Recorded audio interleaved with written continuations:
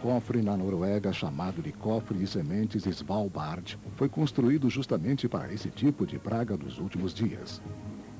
Com capacidade para armazenar 1 bilhão de sementes e milhões de espécies diferentes, ele pode trazer a vida de volta à Terra.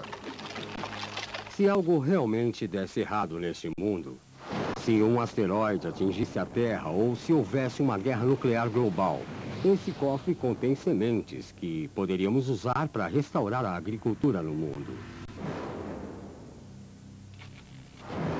Na época dos humanos, um sistema de resfriamento artificial mantinha o cofre a 20 graus negativos, a temperatura perfeita para a armazenagem de sementes. Mas desde que a energia elétrica falhou, o cofre tem aquecido. A sua temperatura se estabilizará a 1,5 graus, a temperatura que está à sua volta. Mas por quanto tempo as sementes sobreviverão? 2 anos, sem ninguém.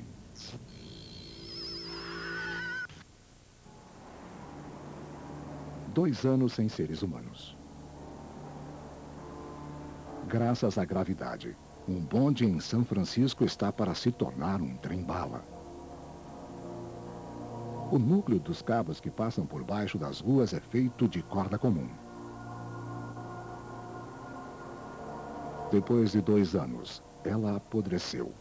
O bastante para o bonde se soltar.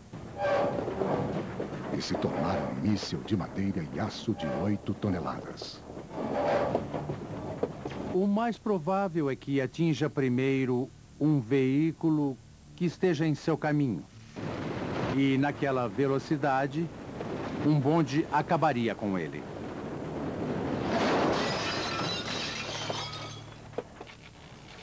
Do outro lado da baía, 8 cabos altamente resistentes mantiveram o enorme navio cargueiro amarrado por 2 anos. Os cabos não ficam esticados. Isso permite que o navio suba e desça com a maré. A diferença entre a cheia e a vazante é de cerca de 1,80 m.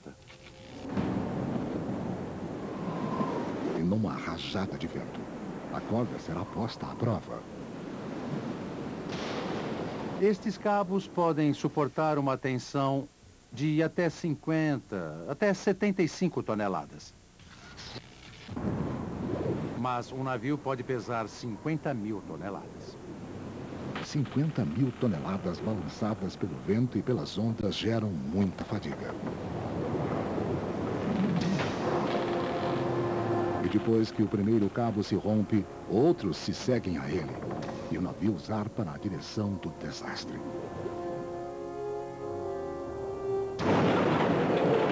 Se um navio se solta da amarração, ainda mais numa rajada de vento, ele irá do sul para o norte, na direção da ponte Oakland Bay.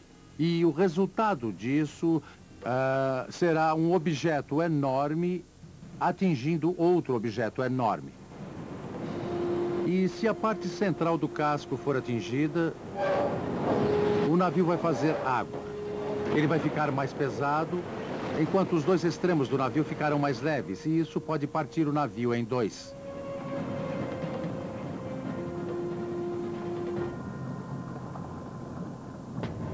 Dez anos, sem ninguém. 10 anos sem seres humanos. Na Filadélfia, a declaração da independência está exposta a um inimigo muito pior do que os casacas vermelhas britânicos. As janelas da ala oeste de Independence Hall eram cobertas de painéis para evitar os maléficos raios do sol. A luz ultravioleta excita as moléculas no papel e isso causa a sua deterioração muito mais rapidamente. O infravermelho ou as frequências mais lentas produzem calor irradiado, que resseca o papel e também aumenta a velocidade com que ele deteriora. Então, a luz é realmente o maior inimigo.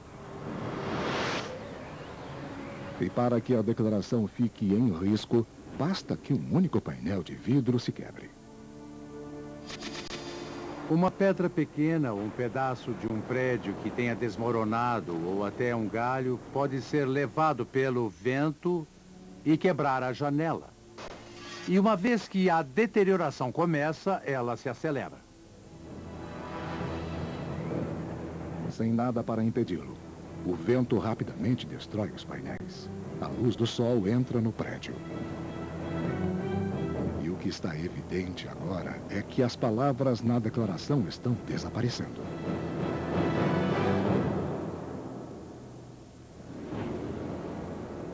Do outro lado do Oceano Atlântico, algo misterioso começa a acontecer a um tesouro de valor inestimável. A arte pré-histórica das cavernas de Lascaux está se deteriorando e suas paredes estão descascando. Mas como as cavernas que sobreviveram por 30 mil anos estão desvanecendo tão rápido? E a resposta é que esta não é a caverna original. A caverna original foi danificada pelo excesso de visitantes. Então, em 1983, os franceses construíram uma réplica exata para os turistas e a chamaram de Lascaux II. Ela foi construída numa antiga pedreira bem perto da caverna original. E foi um trabalho muito bem feito para a sua época. Mas agora, apenas 10 anos no mundo sem seres humanos, a sua estrutura de aço e gesso está desabando. Seria rápida a sua desintegração. E eu acho que não existe maneira de Lascaux II sobreviver. Mas na caverna original ocorre o oposto. Sem o calor corporal e a movimentação diária de pessoas, as cavernas que foram chamadas de Capela Sistina da Era do Gelo voltaram a ter um equilíbrio natural. Acho que ela sobreviveria bem por mais 25 ou 30 mil anos.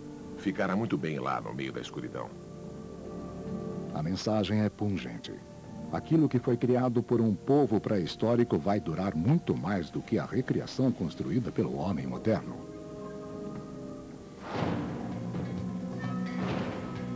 A arte da Era do Gelo perdura graças ao seu cofre subterrâneo. Mas para uma pequena cidade norte-americana, que já não tem ninguém há 25 anos, a causa da destruição foi um desastre subterrâneo.